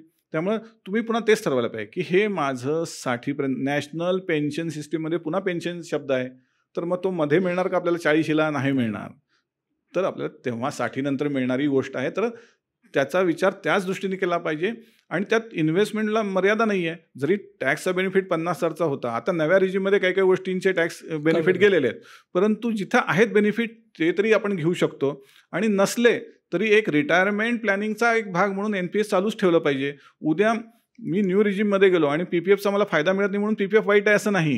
PPFचा टॅक्स बेनिफिट नसला, बऱ्याच जणांचे ते 1.5 लाख तर असंही होतात कुठेही. कुणाचे PF मधनं, इन्शुरन्स प्रीमियममधनं कशी 1.5 लाख होतात, हाऊसिंग लोनमधला प्रिन्सिपलचा भाग वगैरे किंवा NSC वगैरे काही लोक घेतात. पण त्या आता टॅक्सचा बेनिफिटचा विचार नका करू. एकदा तुम्ही रिटायरमेंट प्लॅनिंगचा विचार करताय ना, तर टॅक्स बेनिफिट हा भाग बाजूला ठेवूया, ॲडिशनल आहे. आणि सरकारला हळूहळू हे टॅक्स बेनिफिट सगळे काढूनच टाकायचे, डिडक्शन्स. त्यामुळं आपल्याला, मी पुन्हा तसं सांगतो, तुमचं तुम्हालाच करायचं आहे, तुमच्या मदतीला कोणी नाही, तर तुम्हीच तो कॉर्पस जमवला पाहिजे. मग तो कोणत्या माध्यमातून जमवता येईल, किती टक्के रिटर्न्सनी मिळवता येईल हा भाग वेगळा, त्याचं प्रमाण किती असलं पाहिजे हा भाग वेगळा, परंतु ते केलं पाहिजे. त्यामुळं जसं सेव्हिंग अकाउंटच्या बरोबर PPF असलं पाहिजे, त्याच्याबरोबर म्युच्युअल फंडातली SIP लवकर सुरू केली पाहिजे, एखादा पेन्शन प्लॅनचा पण विचार करता येऊ शकतो, त्याचबरोबर NPSही हवं. आपल्याला भरपूर ऑप्शन्स आहेत. अगेन आपल्याला आपल्या ॲपेटाईटनुसार, मला काय भूक लागते, काय खाल्ल्याने पोट भरणार आहे, बरोबर, माझ्या भुकीनुसार, माझ्या रिस्क ॲपेटाईटनुसार ते करायचं आहे. सर, आता आपण बऱ्याचशा ऑप्शन्सबद्दल बोललो. आपण PPF बद्दल बोललो, PF बद्दल बोललो, आपण NPS बद्दल बोललो, पेन्शन स्कीम्सबद्दल बोललो. पण ह्याचबरोबर मला एक समजून घ्यायचं की इन्शुरन्स, बऱ्याचदा आपल्याला इन्शुरन्स एजंट्स या गोष्टी, यातल्या काही गोष्टी विकतात किंवा इन्शुरन्स या नावाखाली विकला जातो. तर हेल्थ इन्शुरन्स आणि लाईफ इन्शुरन्सचं रिटायरमेंट प्लॅनिंगमधलं महत्त्व काय? खूप महत्त्वाचा प्रश्न आहे हा. कारण फायनान्शियल प्लॅनिंग किंवा इन्क्लुडिंग ह्या सगळ्या रिटायरमेंट प्लॅनिंगमध्ये हा भाग बऱ्याच वेळा दुर्लक्षित होतो. अर्थात जरी तो खूप महत्त्वाचा असला तरी त्याच्याकडे तेवढ्या प्रमाणामध्ये लक्ष दिलं जात नाही. आजकाल अवेअरनेस वाढला, हा भाग वेगळा, परंतु तरीसुद्धा लाईफ इन्शुरन्सकडं अजूनही लोक पुन्हा इन्व्हेस्टमेंट म्हणूनच बघतात आणि मग त्या पॉलिसीमधनं मला किती रिटर्न्स मिळतील हा प्रश्न पहिल्यांदा विचारतात आणि मग तिथंच ती गडबड होते, असं मला वाटतं. त्यामुळं तरी बऱ्यापैकी आजकालच्या पिढीमध्ये टर्म इन्शुरन्स ही संकल्पना हळूहळू समजायला लागली आहे. तर मग 3 प्रकारचे इन्शुरन्स आपण नेहमी बघतो. एक असतं लाईफ इन्शुरन्स, एक असतं हेल्थ इन्शुरन्स, एक असतं जनरल इन्शुरन्समध्ये मग वाहनांपासून सगळ्या गोष्टी असतात. तर ही इन्शुरन्सच्या संकल्पनेमध्ये रिस्क कव्हर हा भाग सगळ्यात महत्त्वाचा असतो. उद्या मला काही झालं तर काय, ह्या प्रश्नाचं उत्तर आहे. जोपर्यंत माझं सगळं सुरळीत चालू आहे, माझं उत्पन्न चालू आहे, समजा मी 60पर्यंत, प्रत्येकाला असं वाटतं मी 60पर्यंत जगणारच आहे, तर असं 60 काय, मी 100पर्यंत जगणार आहे खरं तर. मग 60पर्यंत तर मला काहीच होणार नाही आहे, त्यावेळी तर माझं इन्कम सुरू आहे. त्यामुळे हे सगळं मी जे काही ठरवलेलं आहे ते सगळं व्यवस्थितच चालणार आहे. पण पण हा शब्द खूप महत्त्वाचा आहे याच्यामध्ये. मध्ये काही घडलं तर जीवनामध्ये 2च गोष्टी असतात, प्लॅन्ड आणि अनप्लॅन्ड. त्यातल्या प्लॅन गोष्टी आपण ठरवू शकतो, ज्याच्यामध्ये आपलं लग्न, शिक्षण, मुलाबाळांचं काय सगळं खर्च, ह्या सगळ्या कार घेणं, घर घेणं, हे सगळं प्लॅन्ड असतं. अनप्लॅन्ड एकच गोष्ट आहे, ती म्हणजे अपघात आणि आजारपण. हे आपल्याला सांगून येत नाही कधीच. त्यामुळे आणि ते कुठल्या वयात येईल माहीत नाही. असं थोडंच आहे की तरुणांना येत नसतं आणि फक्त वयस्कर लोकांनाच अपघात होतात किंवा असं काय आहे, कुणालाही होऊ शकतात. तर मग जेव्हा सगळं सुरळीत असतं तेव्हा इन्शुरन्सचं महत्त्व नसतंच. जेव्हा काहीतरी अघटित घडतं किंवा आजारपण येतं, हॉस्पिटलायझेशन होतं, तेव्हा लाईफ आणि टर्म इन्शुरन्सचं महत्त्व समोर येतं.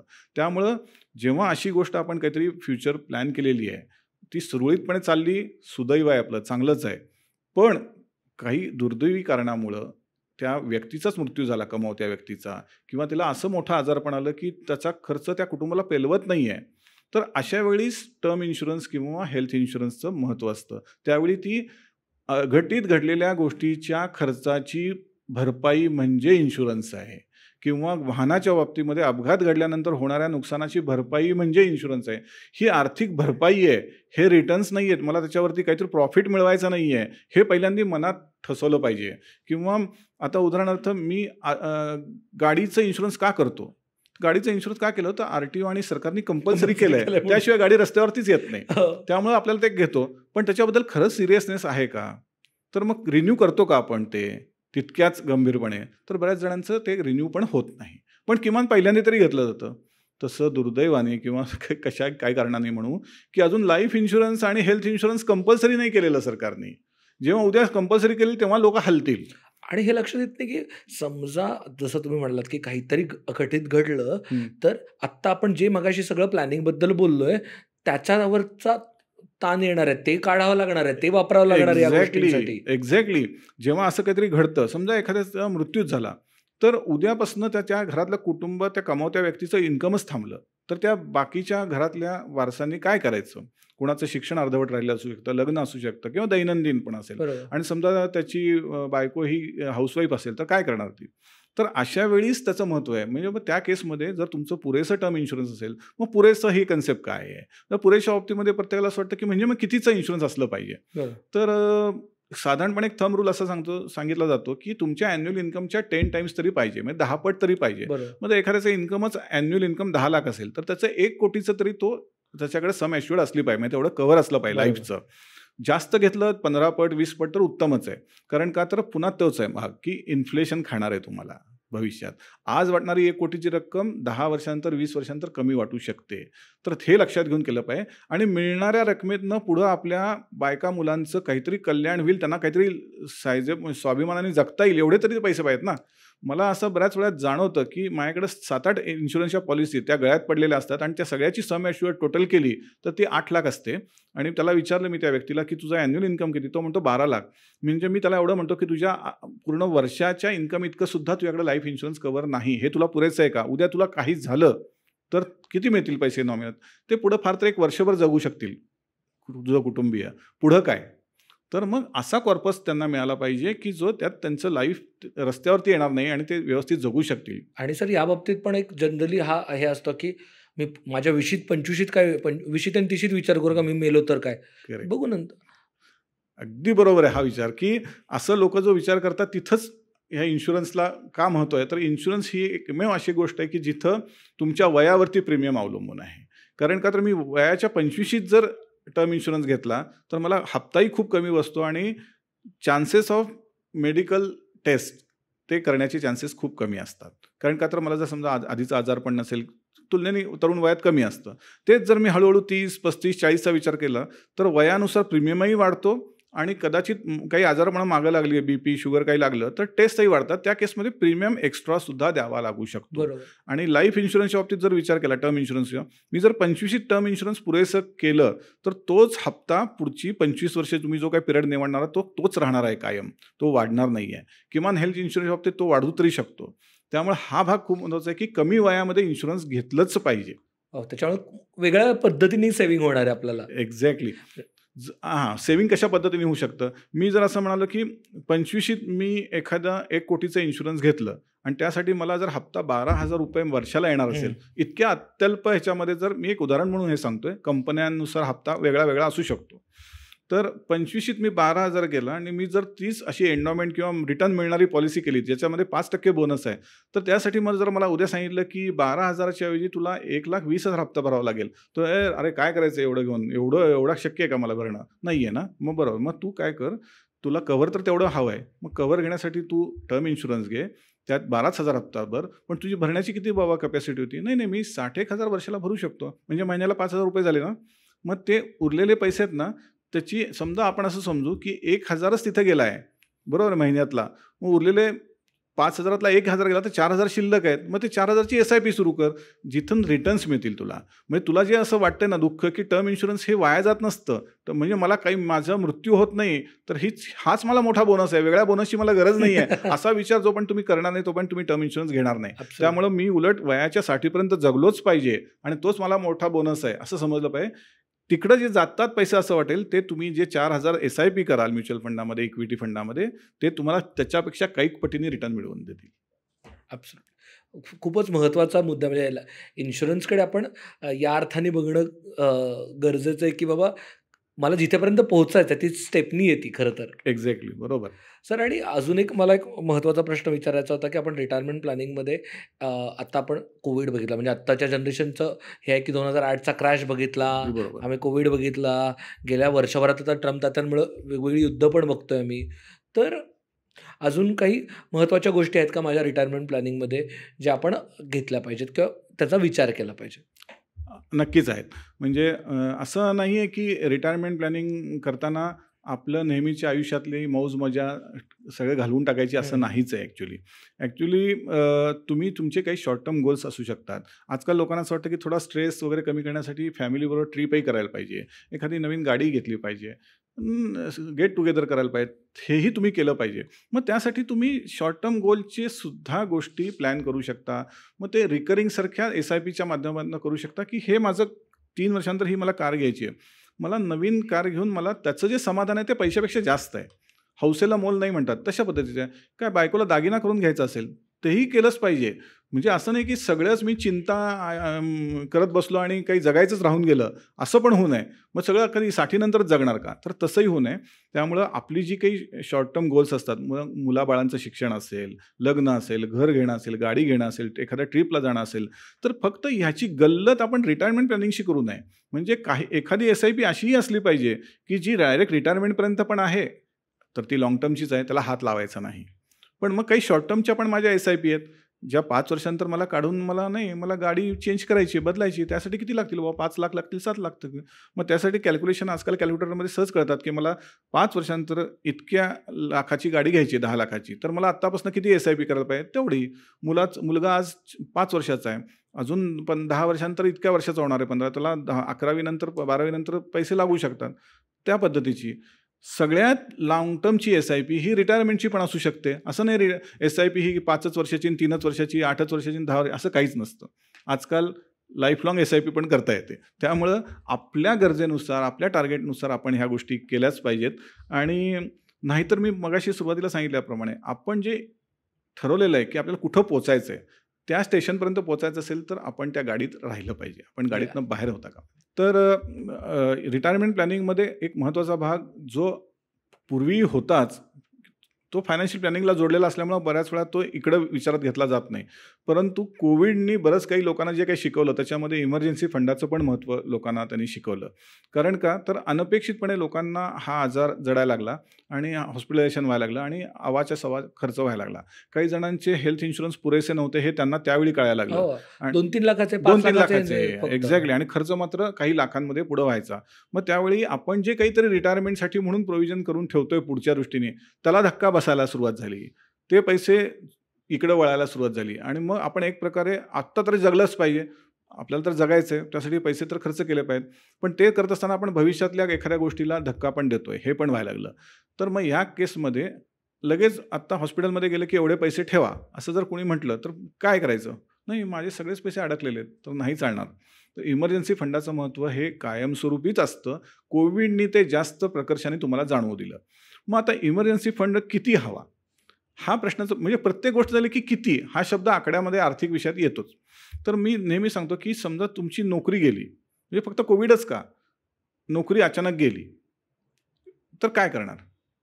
मग उद्यापासून काय खायचं? म्हणजे उद्यापासून पगार येणार नाही. केलेले सेव्हिंग केलेलं सेव्हिंग तोडायचं का मी, मोडायचं का? तर नाही. तर मग किमान एक थंब रूल म्हणून असं सांगितलं जातं की 3 ते 6 महिन्याच्या पगारा इतके बॅलन्स तुमच्याकडे असला पाहिजे. मग तो कुठं असला पाहिजे हा पुन्हा पुढचा प्रश्न आहे. मग तो सेव्हिंग अकाउंटलाच असला पाहिजे का? मग बरेच जण म्हणतात नाही सेव्हिंग अकाउंट असलं की ते खर्च होऊन जातात, कुठेतरी कार्ड स्वाईप होतं आणि लक्षात येत नाही. ठीक आहे, तिथं उत्पन्न मिळवणं किंवा रिटर्न्स खूप मोठ्या प्रमाणावर मिळवणं हा हेतू नाही आहे. ते पैसे बाजूला राहणं आणि इमर्जन्सीच्या काळातच ते वापरता आले पाहिजेत किंवा त्यावेळी ते उपयोगी आले पाहिजेत ही त्यामागची भावना आहे किंवा उद्देश आहे. तर मग ते पैसे आपण FDमध्ये ठेवू शकतो किंवा म्युच्युअल फंडाच्या लिक्विड फंडमध्ये ठेवू शकतो की ज्याला स्टॉक मार्केटची रिस्क नसते. त्यानिमित्ताने ते पैसे बाजूला राहतील. जेव्हा गरज निर्माण होईल तेव्हाच ते पैसे आपल्याला वापरता येतील. त्यामुळे इमर्जन्सी फंड हा सुद्धा आवश्यक आहे. जसं जसं वय वाढत जाईल तेव्हा तर उलट इमर्जन्सी फंडाचं महत्त्व अजून वाढणार आहे. याचं कारण आहे ते म्हणजे लाईफ एक्सपेक्टन्सी वाढत चाललेली आहे. वैद्यकीय शास्त्रामध्ये नवीन नवीन संशोधन होतं आहे, औषधं नवीन निघत आहेत. त्यामुळं माणसं जगतायत 80-85 पर्यंत आणि मग रिटायरमेंटमध्ये हा एक खूप महत्त्वाचा मुद्दा आहे. समजा एखाद्याने वयाच्या 25वीत नोकरी सुरू केली तर 25 ते 35 ते 45 ते 55 असं त्यांनी जर घेतलं तर 30 वर्षाचा त्याच्या हातामध्ये स्पॅन आहे. पण आजकाल कोणी तितक्या काळापर्यंत नोकरी करतं का? करत असेल तर तो आता पुढच्या काळात ह्याच्यानंतर शक्य आहे का? तर आजकालच लोक विचार करतात 60पर्यंत कुठं, 55 कुठलं, 50 कुठं, 45ला बाहेर पडता आलं तर बघूया काहीतरी वेगळं स्किल. मग आपल्याकडे काहीतरी पॅसिव्ह इन्कम पण पाहिजे की असं नाही की सगळंच आपण फक्त मूळ इन्कमवरतीच अवलंबून आहोत. म्हणून मी त्याला असं म्हणतो की पैशालाच पैसा वाढवण्याचं काम करायला सांगा. तुम्हीच प्रत्येक वेळी काम करू नका. एक स्टेज अशी आली पाहिजे तुमची की तुम्ही काम करणं बंद केलंय, तुमचा पैसाच तुमच्यासाठी काम करतो. बरोबर. ही स्टेज जोपर्यंत येणार नाही तोपर्यंत तुम्ही खऱ्या अर्थाने ते प्लॅनिंग केलंय असा अर्थ होत नाही. आणि मग त्यातूनच असं लक्षात येतं की पूर्वी केलेली चैन, पूर्वी फास्ट केलं आणि मग त्यावेळी पश्चाताप होतो. अरे हे मी जर आधीच सुरुवात केली असती तर तरला अर्थ नाही, कारण का तर आपण वय मागं नेऊ शकत नाही, पिरियड मागं नेऊ शकत नाही. त्यामुळे हा सुद्धा एक महत्त्वाचा भाग मला इथं वाटतो. येस. सो मला शेवटचा प्रश्न विचारायचा आहे की जर तुम्ही एक समरी देऊ शकलात की जेव्हा जे कोणी विचार करताय रिटायरमेंट प्लॅनिंगचा त्यांनी काय विचार केला पाहिजे, कुठून सुरुवात केली पाहिजे आणि काय पूर्ण 1-2 मिनिटात जर समरी देऊ शकलात? येस, नक्कीच. जसं ह्या आत्ताच्या एपिसोडमध्ये आपण सगळं बोललेलोच आहोत, पण रिटायरमेंट प्लॅनिंग ही एक शास्त्रशुद्ध कन्सेप्ट आहे. ती फायनान्शियल प्लॅनिंगशी जोडलेली आहे आणि त्याचा विचार कमवत्या वयापासूनच म्हणजे कमवायला सुरुवात केलेल्या दिवसापासून त्याचा विचार केला पाहिजे. हा मुद्दा आहे नंबर 1. दुसरा मुद्दा असा आहे की रिटायरमेंट प्लॅनिंग म्हणजे रिटायरमेंट नंतर आलेल्या पैसे कुठे इन्व्हेस्ट करायचे असं जर डोक्यात असेल तर ती ही कन्सेप्ट नाही. तो सगळ्यात शेवटचा टप्पा आहे कुठं करायचं. तर हा दुसरा मुद्दा. तिसरा मुद्दा लवकर सुरू करण्याचे फायदे काय? तर पॉवर ऑफ कंपाऊंडिंग, चक्रवाढीचा फायदा आपल्या हातात जर जास्त काळ असेल तर थोडक्यात आंब्याचं झाड लावतं ही जी उदाहरण दिलं तर ते लावलेलं असेल तर ते बहरत जाऊन जर 10, 15, 20 वर्ष झालं तर त्याची मधुर फळं चाखता येतील या शेवटच्या टप्प्यात. तर तेव्हा ती जर मधुर फळं चाखायची असेल तर तुम्ही सुरुवात किंवा बी लवकर पेरलं पाहिजे, त्याला खत पाणी घातलं पाहिजे, म्हणजे त्यात सातत्यपूर्ण गुंतवणूक केली पाहिजे. हा दुसरा मुद्दा. आणि हे करताना आपल्या रिटायरमेंट प्लॅनिंगला धक्का बसू नये तर ह्यासाठी पुरेसं लाईफ इन्शुरन्स आणि पुरेसं हेल्थ इन्शुरन्स हे घेतलंच पाहिजे. आणि ते जर नसेल तर आज जागे व्हा आणि जी गॅप पेटी भरून काढा. तिसरा मुद्दा इमर्जन्सी फंडाचा. आणीबाणीची वेळ आपल्यावरती आली, काही घटना घडली, हॉस्पिटलायझेशन झालं तर त्यावेळी आपल्याकडं इमर्जन्सी फंड तयार आहे का? तर तो नसेल इतक्या दिवसात केलेला तर तो आज करा. त्याचा विचार आज करा आणि प्रत्यक्ष कृती करा, नुसतं ऐकू नका. बरेच जण बऱ्याच वेळा होतं की ऐकतात पण कृती देत नाही. त्यामुळे आपली ॲक्शन्स खूप महत्त्वाची आहे याच्यामध्ये. आपण करत असलेली SIPची अमाऊंट किंवा जी असेल गुंतवणुकीची रक्कम ही पुरेशी आहे का? नसेल तर त्याला टॉपअपची जोड द्या. SIPमध्ये टॉपअप करता येतं. आपलं उत्पन्न जसं वाढेल तशी SIP वाढवत चला तरच तुमचं टार्गेट तुलनेने वेळेत किंवा लवकर अचीव होऊ शकतं. हा त्यातला एक महत्त्वाचा भाग आहे. जसं पुरेसे इन्शुरन्स आणि हेल्थ इन्शुरन्स घेतलं पाहिजे ते.